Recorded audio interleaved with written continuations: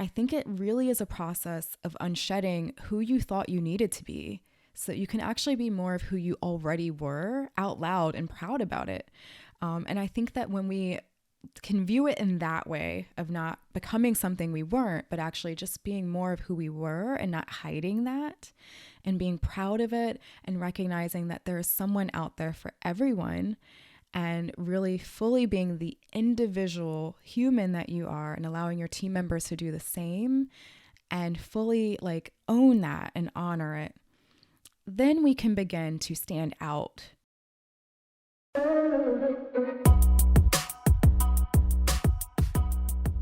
Welcome to the Digital Hive podcast, where we talk all things digital marketing for small businesses. On this episode, I spoke with India Jackson of Flaunt Your Fire about brand and values. We talk about defining your values, bringing your business into alignment, and being more confident in your content creation.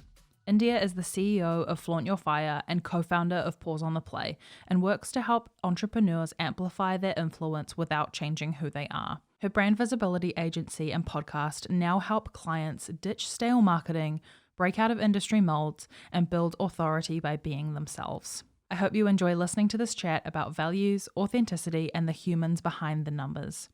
Welcome to the podcast, India. So glad to have you here. Thank you for having me. Start us off with the big question. Tell us about you and your business. Oh, the awkward question we get asked on podcasts. So talk about yourself. I guess I would start with, I started in my career as a model and really began to see that you're pretty much a human coat hanger and that people kind of, you're being paid to be whatever the industry needed you to be or the client needed you to be.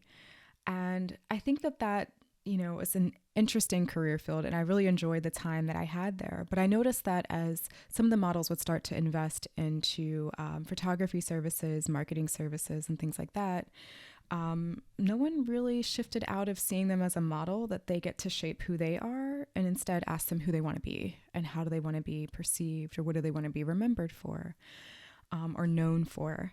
And I noticed this time and time again and just really saw an opportunity to kind of step into an industry that I was already in. I was already taking pictures as a photographer and consulting people here and there and saying, people could totally use another option that is asking you the deeper questions about who you are, what matters to you, and where you want to go before they start laying out a strategy for your brand. And so that just kind of began the transition for me, probably about 15 years or so ago, into going into stepping from behind the camera to stepping from in front of the camera to behind the camera, and then leading into offering strategy services specifically for people's brand visibility. And about 11 or so years ago, I started what is now known as Flaunt Your Fire, an agency that helps people really dig deeper into laying out their entire branding strategy based on what they want to be known for. Amazing. So how did you, as you started to mold your offering, how did you land on how you deliver your service? Oh, that's a great question. And I'll say that it's been years of experimentation and and being transparent. I think that in the beginning, it looked like purchasing courses and investing in coaches to support me with, their perspective of how this could be done. But I found that back then it was really still coming from a lens of this is how everyone else does it. And the one thing I'll say that I've discovered about myself over the years is that if you're into human design at all, you'll know what I mean. But I'm designed to be like a disruptor and to find new ways and learn from what doesn't work. And create kind of the innovative way going forward of how to approach something.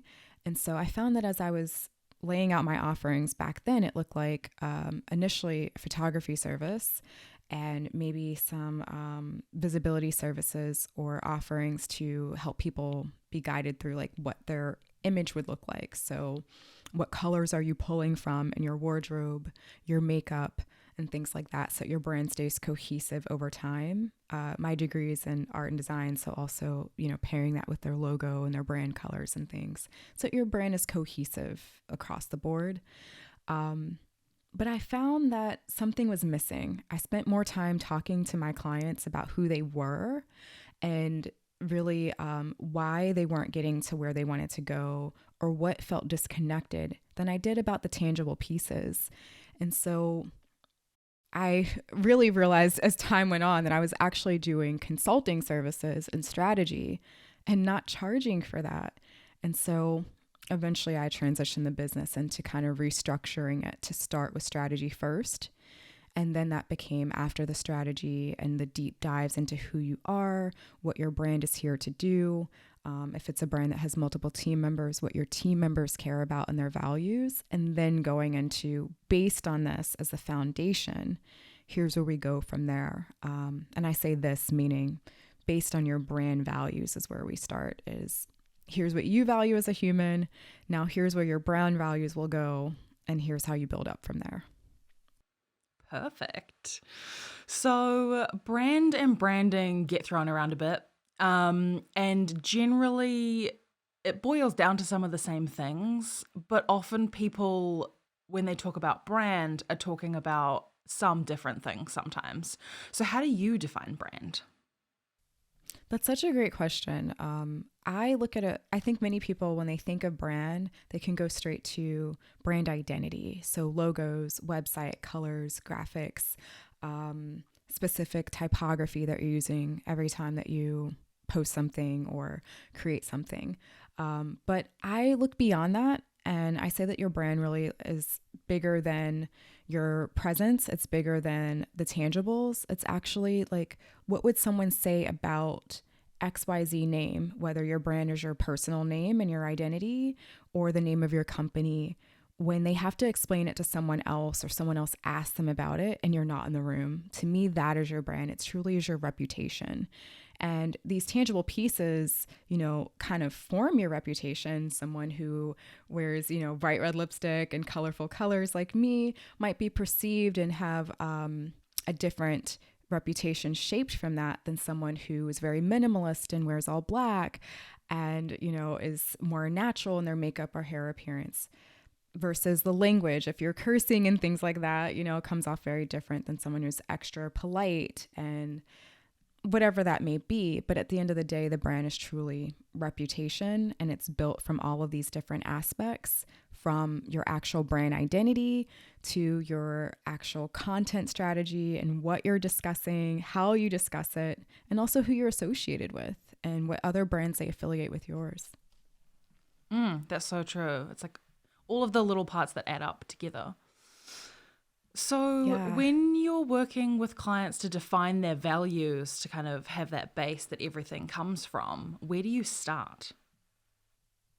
That's a great question. And I'm kind of curious to know what that looks like for you when you're getting clients coming in that maybe don't already have that. I can say for me over at Flaunt Your Fire, and I also own Pause on the Play. It's an online community that integrates values into your visibility. But we really do start with looking at your personal values, because I think so many times we think about brand values as like the separate thing outside of ourselves that totally represents our company and our team, if we have a team, or if it's a personal brand, the personal brand facade that you have online, which is still not completely you, no matter how authentic you try to be with it. But I think that really the starting place is looking at who are you as an individual.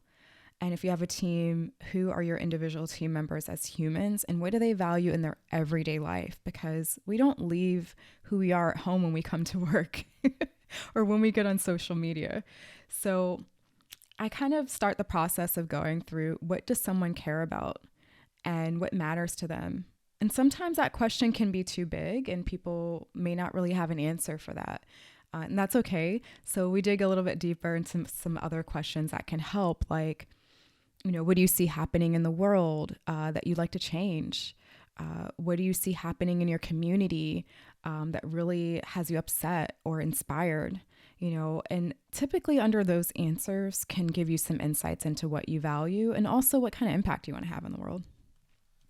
Yeah, for sure. I definitely don't frame it when I'm talking to my clients as like, what are your brand values? Because they would look at me like my head had exploded occasionally.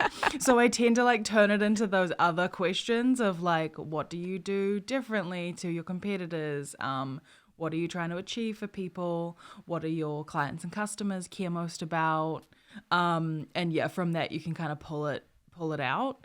And so then what do you do from that step? Like if you've pulled it out of them rather than them fully knowing it, do you have kind of like a discovery part of your strategy that helps people kind of them get fully understanding of what those values are so that they can then explain it if someone then asks them again? It's interesting. We actually have a masterclass called From Implicit to Explicit masterclass. And in that process, we literally look at the personal values. We help them pull out what those things are. Through conversation, it's actually a live masterclass. It's not something pre-recorded because we feel like this is so personal. And many times it requires a bit of guidance in talking through things. And I also take a look at like, how are you living through those values? Because it's one thing to say a word, it's another to actually back that up in your day-to-day actions and from a place of integrity, right? I think that we've had an interesting last 2 years as a whole, but specifically last year, where so many people are feeling the pressure to say that they value certain things. And maybe that's not coming from them, that's coming from outside. So we also take a look at like, what are your everyday actions? And you can find that if you look at someone's everyday actions, they have values that they forgot to even put on the list. An easy one that I can think of that many people have, and I'm sure you may have some stories about it too, is like being environmentally conscious. So like, do you use a reusable tote bag when you go to the grocery store? Are you using reusable straws? Are you trying to avoid like single-use plastics? It's something that when we think about brand values, we forget these everyday things that matter to us as a human, and they're important too. And sometimes these things, need to be prioritized. So many times we have a list of like 20, 30 things that matter to someone. And then we look at what matters to the clients that they really enjoy working with the most and want more of. Like if they could clone them, they would clone them times 20. Because that can inform what kind of values might a client need to have in order for you to continue to draw more of who you like the most in. And then we prioritize those in order of priority. And then we narrow that down into typically 3 to 6 brand values. I find that like 4 is kind of the sweet spot. And then on the other side, my counterpart, Erica Corday, she's a diversity, equity, inclusion coach. She will look at the values that all of your team members have if you have a team, or if you don't, sometimes that looks like your VA, your podcast production company, your bookkeeping company. Technically, they don't work under your brand as an employee necessarily, but you're still working with them, and she helps you to shape what your company values will be. But all of that is to say that these aren't just fluffy words on a list. We attach these to actions. And so, what you will do and what you won't do based on those final brand values.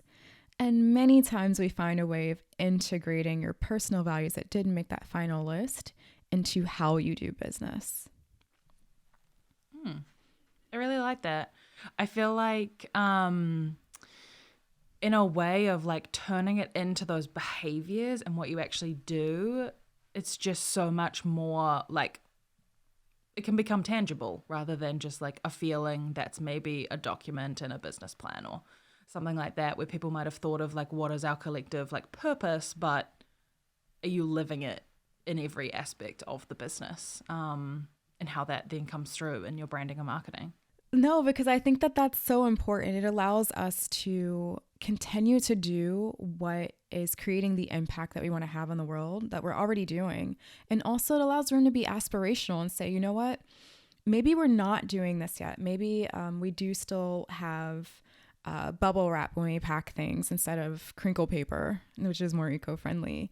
But now I see an opportunity to evolve our brand and to doing this thing differently in the future. So values can also be aspirational. You don't have to be there yet. And really, is there anyway? So true. Very true. So do you advise your clients to literally name them on their website, or is it more of like it's woven in through everything, so that people can kind of, as they visit that content, walk away with it? Or is it like explicitly stated on, say, their about page?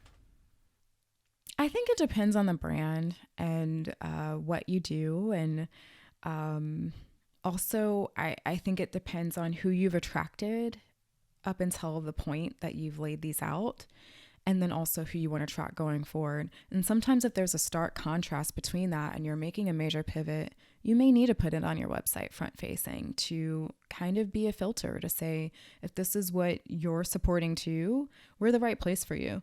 And if it's not, it's time to maybe look for a different brand to partner with or to work with. But I don't think that there's necessarily a right or wrong answer there. It gets a little tricky because many times putting values on a website can also look like virtue signaling, depending on the type of business you are, where people can feel like you just put that there to say, here's what we're doing so you can get money from certain demographics of people, but maybe you're not really doing the work. I personally find that both are important. But I think if you had to prioritize one, I always lean towards my clients integrating their values into everything that they say and do before they start to make like a huge public statement about it. Because then there's really nothing that the public can see tangibly to back up what you're saying. And that accountability is so important, especially right now. Yeah, for sure. If you're not going to it can seem so like disingenuous sometimes when brands come out with a statement about what they're going to do. And sometimes I'm like, you probably could have updated your content before you made the big announcement. And often sometimes they've made some other drastic change, like a leadership change or something like that. But the way that people are going to understand it better is when they see it through everything as well, whether you're explicitly stating them or not. Yeah. I agree completely. And I know that I saw in the last 2 years so many brands deciding to make a statement before they made change here in the United States. I'm wondering if you started to see that as well where you are.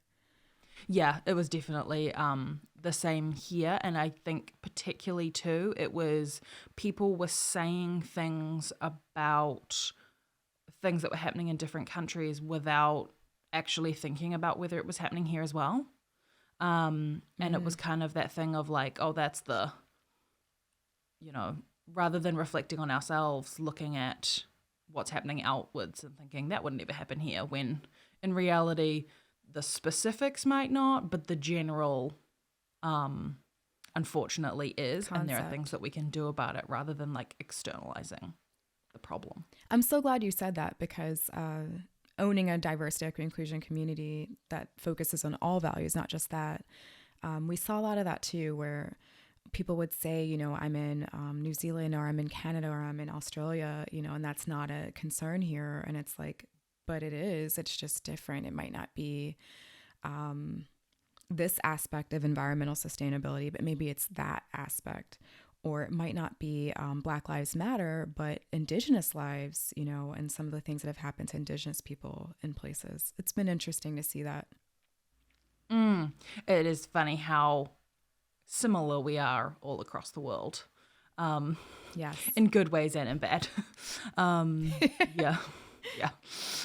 If you're listening to this episode and wondering how you can market your own business, I might just have the solution for you. The Marketing Apiary is the one-stop shop course for digital marketing, teaching you everything you need to know to be seen, make sales, and grow your business online. With videos across honing your wannability, putting your best foot forward, getting the numbers straight, helping people find you, content marketing, growing with advertising, and passing the torch to your team, we cover every platform and angle you can approach marketing through a process I call the 7 stages of sweet marketing. Since DIYing everything alone and molding everything for your business can bring up a lot of questions and maybe some decision fatigue, we have Q&A calls every 2 weeks so you can submit your questions and receive answers customized for your business from me, even if you can't attend those calls live. To find out more, you can pause the episode and go to themarketingapiary.com or find the link in the show notes once you're done listening. For now, let's get back to the episode. So, what about in a business partnership context? How do you work through it if maybe there's some common values, but certain things aren't always as common among, say, 2 or 3 business partners? How do you get people together to come together with that? I think it depends on the priority of the value and if that value is one of your deal breakers. And I think it's so important that when we look at brand values, again, we take it beyond here's this list of things that we're saying, but also part of our process is addressing what are your deal breakers. And sometimes deal breakers might not make the values list. Like many brands are not saying, we value honesty, right? But, working with companies that are dishonest is a deal breaker. And knowing that this values list is the ones that we must meet every time we work with someone, it kind of gives you that blueprint to say, if these things are not met, then it's not a good fit. And maybe these things over here would be nice to have, but they don't have to be met every time. When I think about that, I can think of a good example for one of my clients is that being a woman of color owned business, diversity and valuing like equity and things like that is a must have, as well as, being willing to be vulnerable because they're a coach. And, it's impossible to build a deep relationship with your client and help them get the results if they're not willing to be transparent about their life and their struggles. And that does require vulnerability. So those are their must haves, but they also are a vegetarian and really value animals and the planet. And, they're not going to say, I'm not going to work with a client if they're creating a lot of trash or maybe haven't donated to charities that help animals. So it's kind of figuring out like what's a must have and then what's nice to have. And you got to have your must haves met, right? In order to feel comfortable working with someone, but also if you have team members, in order for them to be safe serving this client and not feel like they'll be mistreated. And also for that client to feel safe too. And then the nice to haves is like, if you can step it up a notch and say the alignment between who you're attracting and who you really want, the more you can get the nice to haves, the happier everyone will be. Yeah, I totally see that. Have you ever had a situation in which people within the team have had, once they've delved into it, realized they had some conflicting values? Yeah. Are you referring to like my team specifically? No, like as in like externally, if you had say a client and that you kind of have delved into it further and found that like, say the business owner and a couple of the team members had differing approaches to things or views on certain things. Yeah, that's definitely happened. And I have seen less of that in the last year than I did in 2020. However, I will say that, we've been really fortunate that when that's happened, it's been like a really clear, oh, wow, okay, so what do we do going forward and how can we support, each other in helping to find a better fit for you to work with? Because if that value was a deal breaker, it's not going to work, but you can also find a way to kind of move on to the next place in a very respectful and kind-hearted way and support each other through that process. I've also encountered that, being transparent within my own team. We had a company that we were working with on our podcast show notes. And we knew that like we like to evolve things to be as inclusive as possible. And part of that for us is also being inclusive to the disabled community. And so we evolved our podcast from being transcripts and just like the summary that most podcasts have to becoming an article, because the feedback that we got from people who are not able to listen to the podcast and would be reading is that you lose some things in translation when it's just exactly what someone said in conversation. It lands different, and certain things may not make as much sense anymore. And that, of course, was happening during, like, in the United States, the Black Lives Matter movement kind of becoming a really big thing. And I am geographically like maybe 15 minutes from Washington, D.C. So it was like very front facing in the content we were covering. And at some point, they realized that they no longer wanted to, or no longer felt like it was aligned to support a podcast that was saying Black Lives Matters. And so we respectfully, found a way to kind of transition out of that partnership and relationship working wise, and started to transition into working with a company that did. How do you do that in a way? Like, how do you do that so kindly and respectfully when there's so many emotions often with values? That's a great question. I'm just going to be honest and say many times for me personally, it's imperfectly. I mean, we're all humans. And part of that imperfection is acknowledging how we feel about things and being honest about it, but also finding a way to be kind about it. I really am grateful that, I've built a community as one of my businesses where we navigate difficult conversations with team members, family, friends, partners. And we find a way to be open to a different opinion, right? Because being in an echo chamber of everyone thinking exactly the same way is not where innovation happens.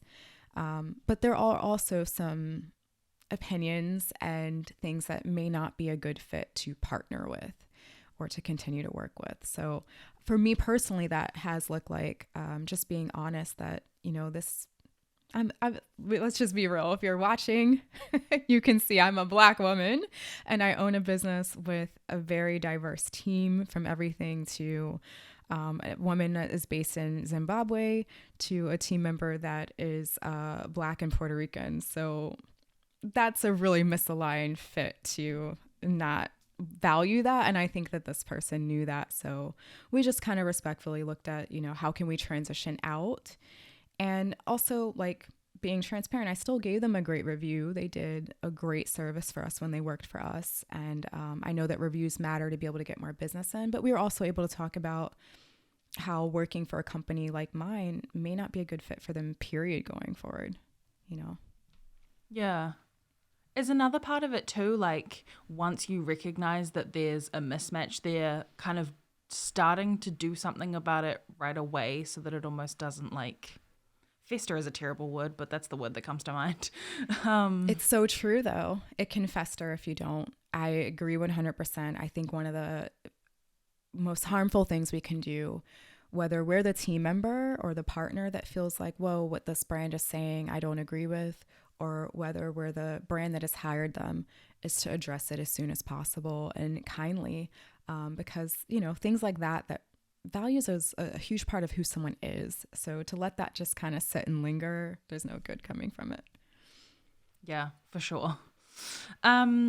So if we transition back to talking about, like, content and sharing that message, once you've kind of honed what your message is, sharing that with the world,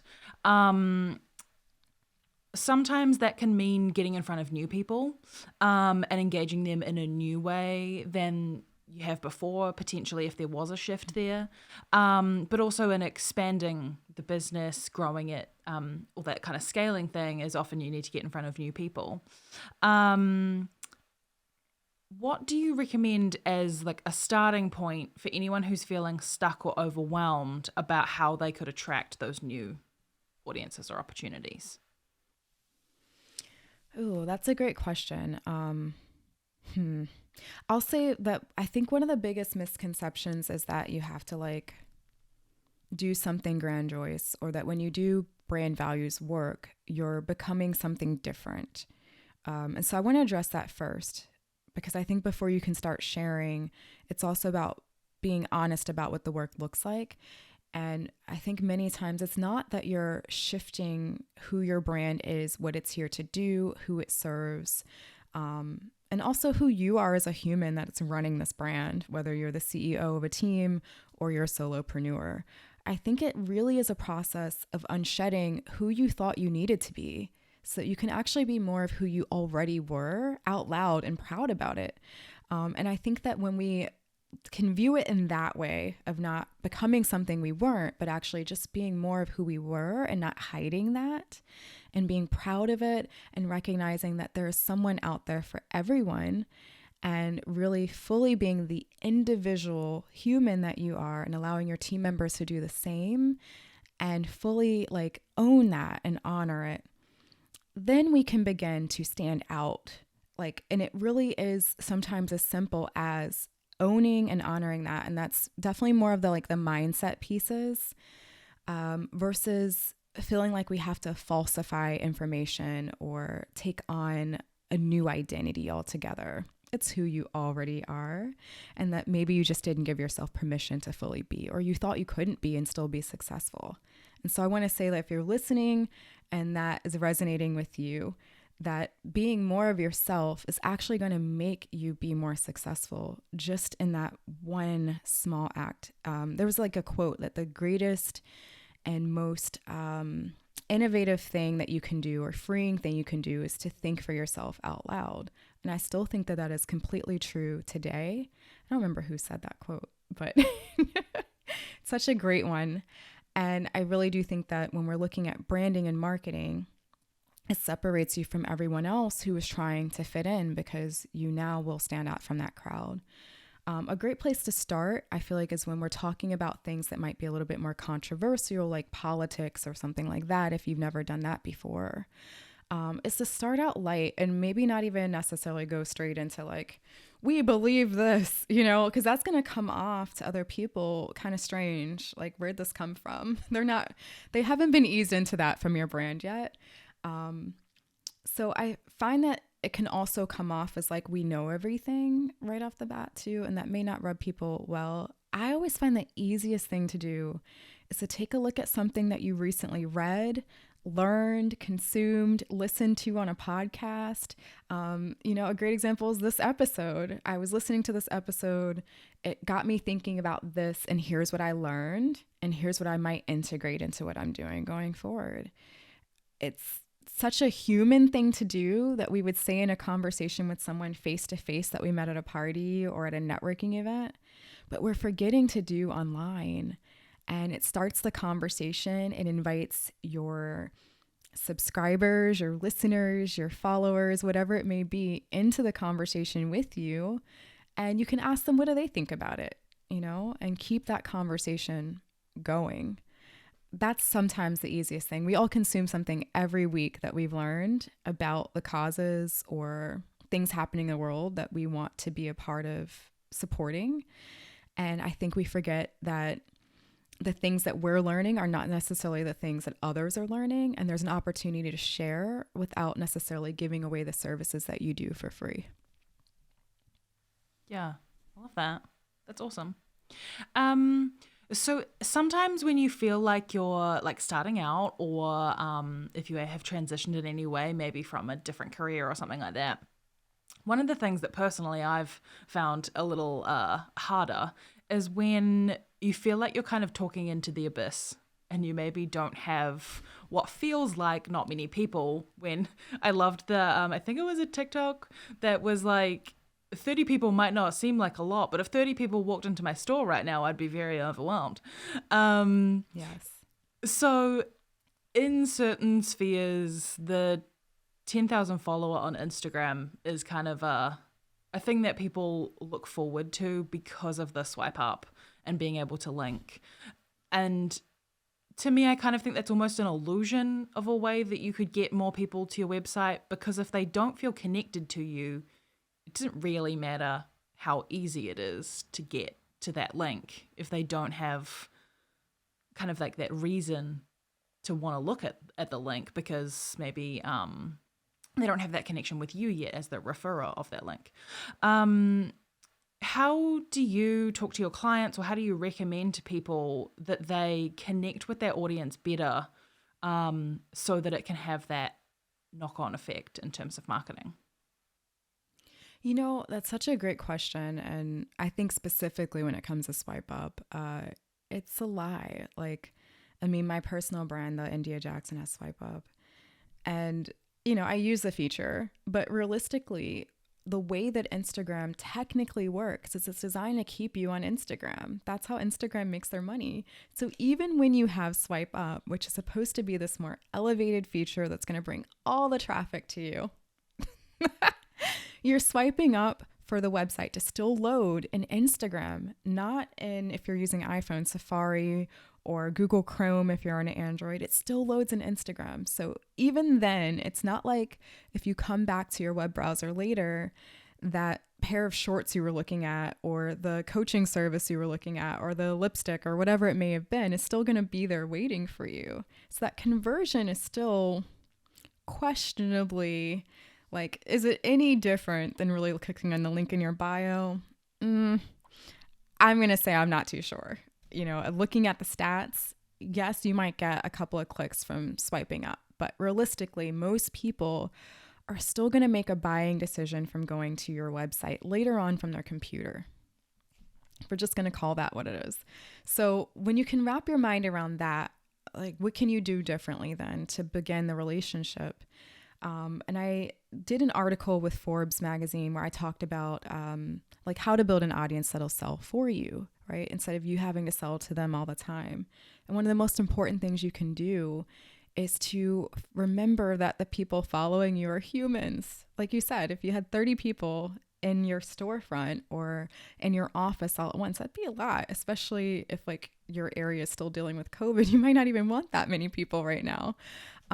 So remembering that each one of those are individual humans and treating as such.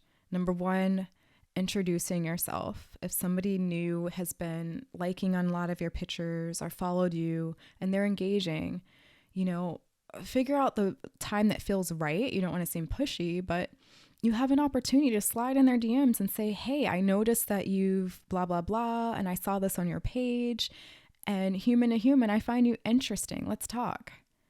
That's the easiest way to get it started, but it's one of the things that I think people forget to do on social media. They forget to be social on social media. Yeah, for sure. 100%. Yeah, I can totally see that. And your point of the link only opens in Instagram is so true. And often there's something where I've made that actual connection with the person and I'm like, oh, I clicked on that thing, but obviously it's not open on my phone anymore. And then, so I go back to the profile. But if I hadn't made that connection with the human, I honestly wouldn't even remember who shared it.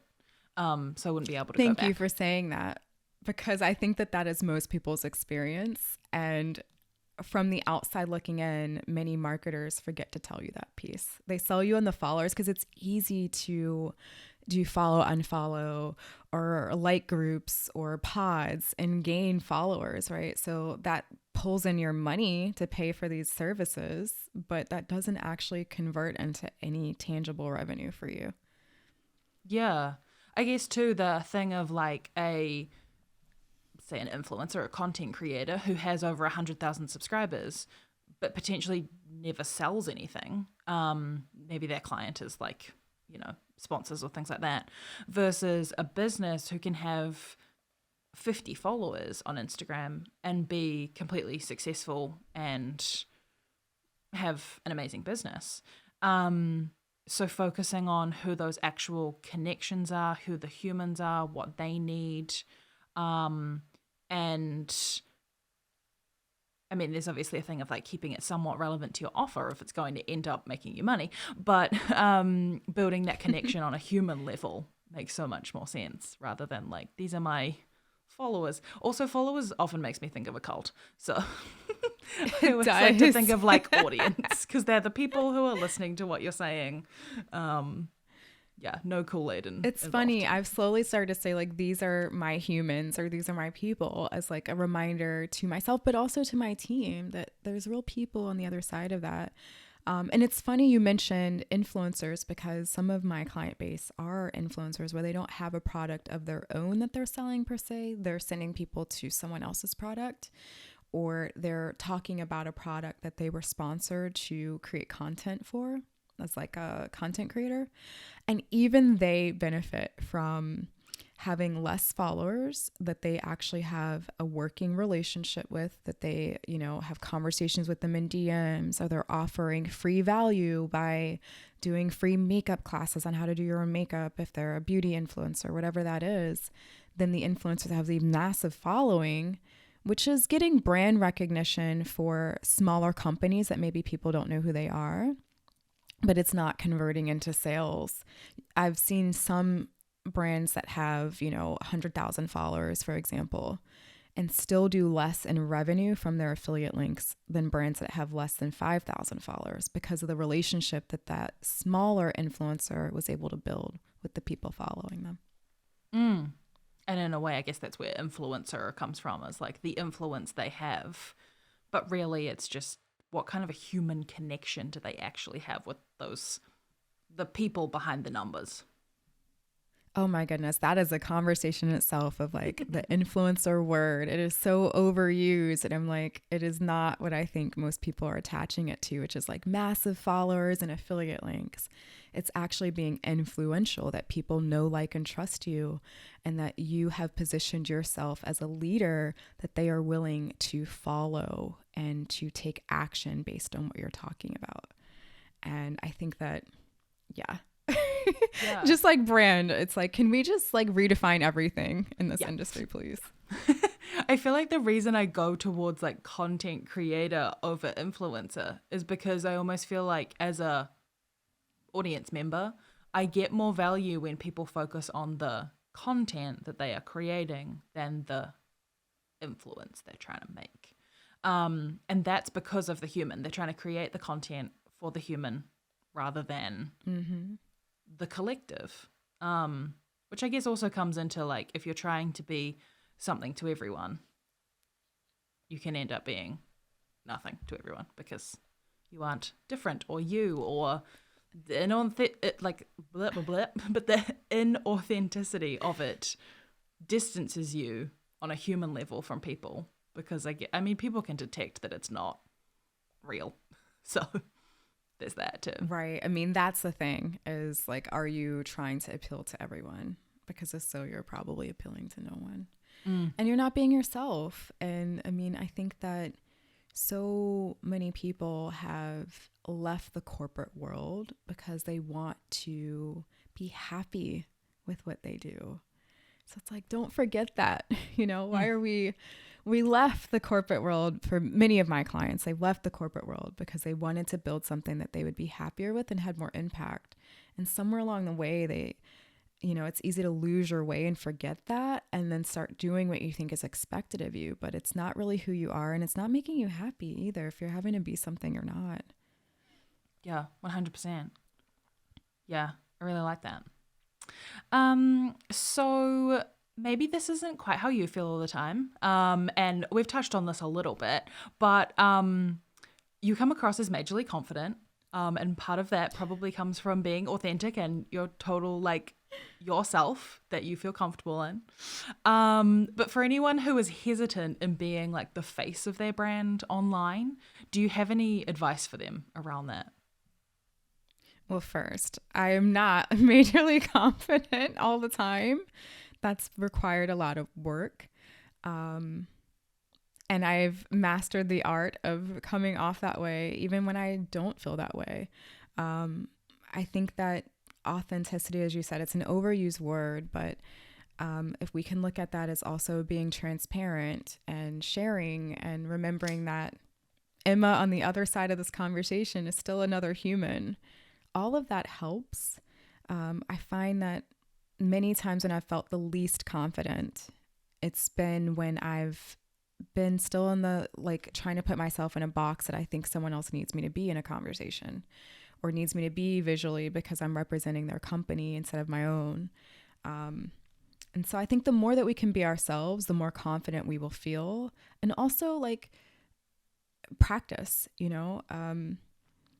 I think that we live in a culture that says to batch everything. And I'm like the batching queen. So, I'm not knocking batching. I think that when you're creating your content or you're doing your photo shoots for your Instagram feed or whatever that might be, you want to get as much content done at a time as possible because it allows you to get in that flow and to kind of find your sweet spot in the middle. And that's where the best work comes from. And also, I think that sometimes what batching can do is get us out of the habit of doing things throughout the week, throughout the month, because we're like, oh, I did it all and I'm done. And then now when it comes a couple of weeks later or a couple of months later sometimes to record a podcast episode or be interviewed or be in front of the camera or, hold your phone out and hop on an Instagram live or TikTok video, it's like you're having to put your training wheels of showing up all over again. So I find that batching is great and continue to do that. And find one small way to show up every day, even if it's just sending somebody a voice DM with no video. So that way you stay in the practice of showing up. I mean, it reminds me of it's funny. I rode a bicycle for the first time since I was a teenager last year, I think. And you could have never told me that it would have felt as clunky as it did to get on a bicycle again and have to figure out how do I ride without falling off and also without leaning too much to one side or being okay when I hit a bump. And I mean, I had rode my bike so much when I was a little kid, but I just hadn't touched it in 15 years. So some more extreme example, but an example that many people who have not continued to ride bikes in their adulthood can probably relate to. Got to keep riding the bike. Yeah. I also had a thought there of wow, when was the last time I actually rode a bike that wasn't an exercycle? Because when you were talking about the balancing and everything, I was like, yeah, that's the part I won't have practice in when it comes to actually riding an actual bicycle, because that thing has 4 legs that keeps it in place. Yeah. It's almost that thing I've been riding the spin bike for years and I'm I know the basics of moving my feet, but the practice of weaving around the person walking their dog up the street doesn't happen when you're batching to the extremes. Yeah, I love batching as well. I feel like it almost frees you up to do things in the moment differently. And that's kind of what stories is, right? Is Instagram have kind of, well, not Instagram didn't come up with stories. I guess that was Snapchat, but as much as people can batch, there'll always be those places of content on the internet that you do live or that you should.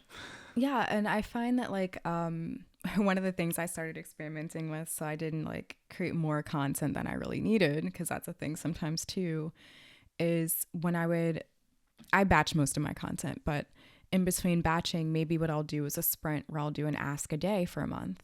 And by an ask a day, I mean I'm inviting someone into something, even if that something is a concert to go to with me. I'm not selling them anything. Sometimes it's making an ask of a prior client to enroll into a new program. I started to do these things through voice and through video. There's a really cool service that we use called Video Ask, where you can send people videos and they can video reply back from any service, whether it's their phone or computer, in case you don't want to get mixed up with their social media DMs. And that was kind of my way of, number one, continuing to show up and feel using my voice and my presence visually is a part of my everyday life. But then also working my ass muscle, because so many business owners just don't feel confident in asking for a sale or a recommendation or a referral or whatever it is that is going to support their brand. Sometimes that's even just a coffee date to get to know someone better. And so kind of got 2 for 1 in that activity. Yeah, for sure. I really love that. So let's go into our quickfire round, our not so quickfire. So longer explanations are welcome if you feel like you need to. So where do you get the most of your website traffic or your sales from? Ooh, that's a great question. For Pause on the Play, that business, it's definitely the Pause on the Play podcast. And I would say for Flaunt Your Fire, it's referrals. Nice. What is your favorite place on the internet right now?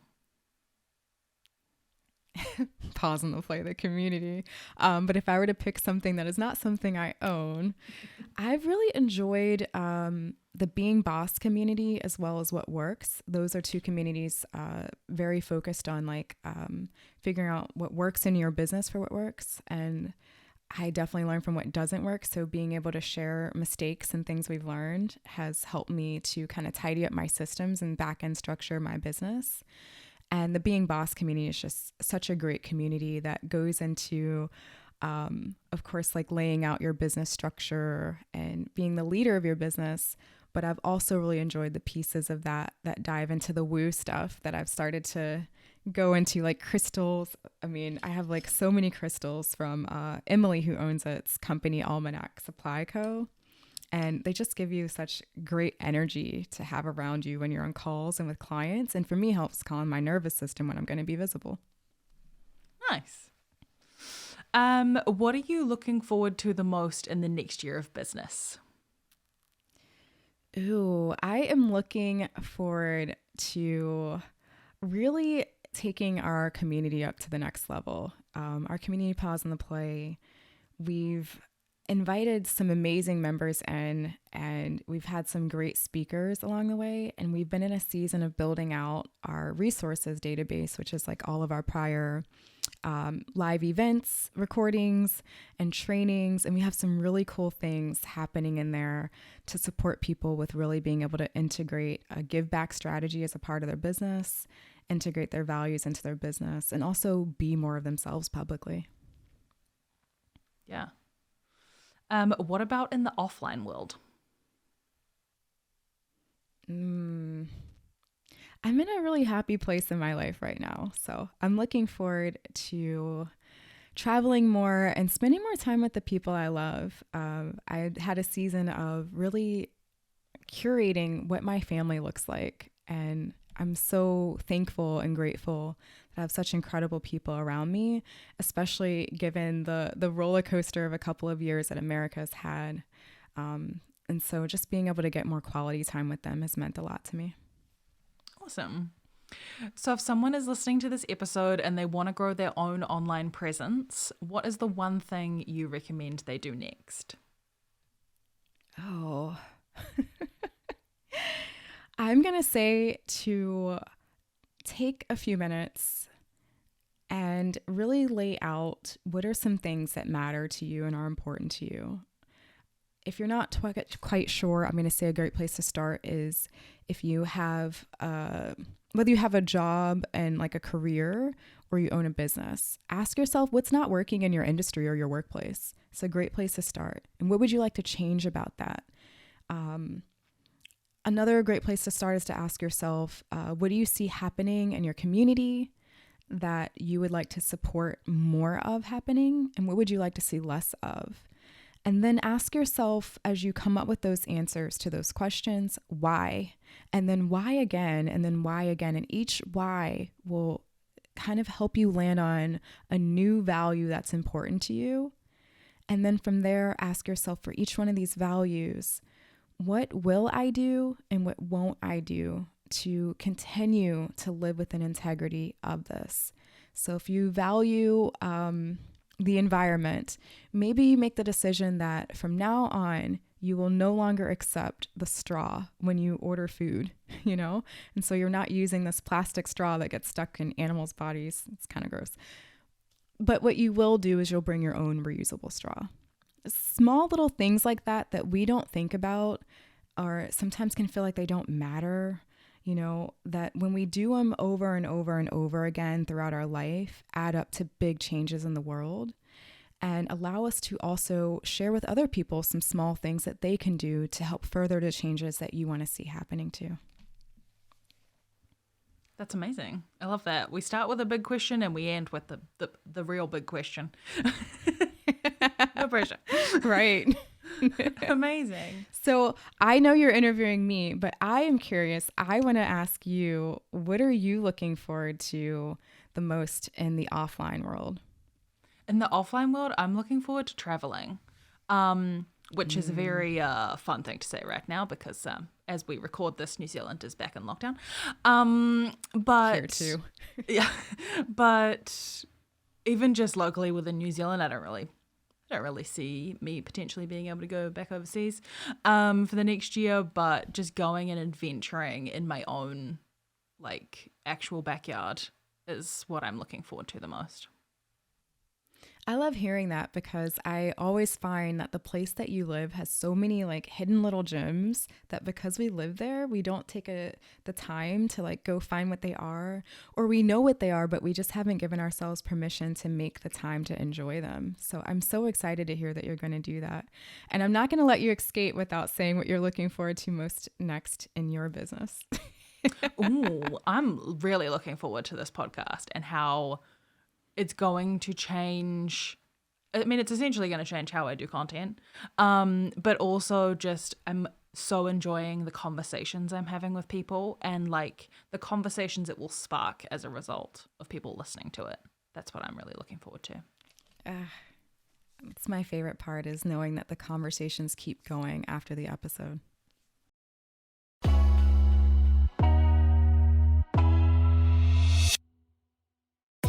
Thank you for listening to this episode of the Digital Hive podcast. I'm your host, Emma Peacock, and today our guest was India Jackson of Flaunt Your Fire and Pause on the Play. If you're in need of brand visibility, you can find out more at flauntyourfire.com. You can also find the Pause on the Play podcast and community at pauseontheplay.com. If you're enjoying the podcast, I'd love it if you could share it with a friend or on Instagram and tag us at Honeypot Digital. To find out more about Honeypot Digital and the work we do, or to find more episodes of the podcast and handy tips for small businesses marketing online, head to honeypotdigital.com.